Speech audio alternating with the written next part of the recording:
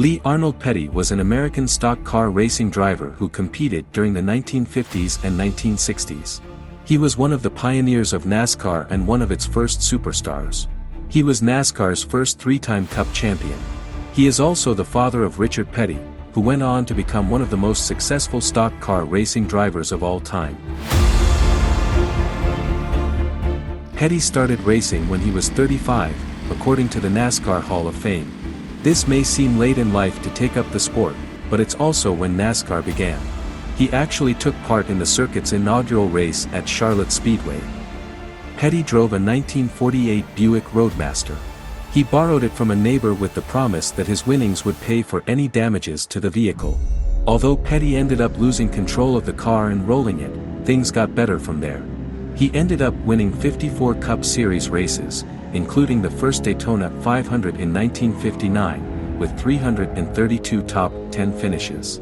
He also won the Drivers' Championship 3 times: 1954, 1958, and 1959.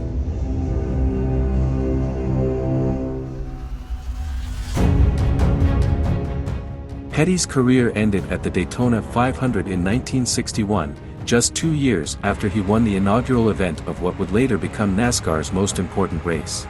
In the second qualifying event for the 500, reports racers reunion, Johnny Beauchamp, who finished second to Petty in '59, lost control of his vehicle, which hit the bumper of Petty's car.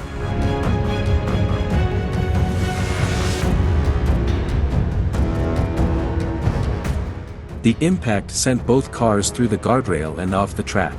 Petty's car struck a spectator, who helped get the driver out of the vehicle despite having multiple cuts. Petty was in bad shape, suffering several life-threatening injuries, including fractures, internal injuries, and a punctured lung. Petty spent several days in a coma and stayed in the Daytona hospital for 4 months as he recovered. The crash ended Petty's regular racing career.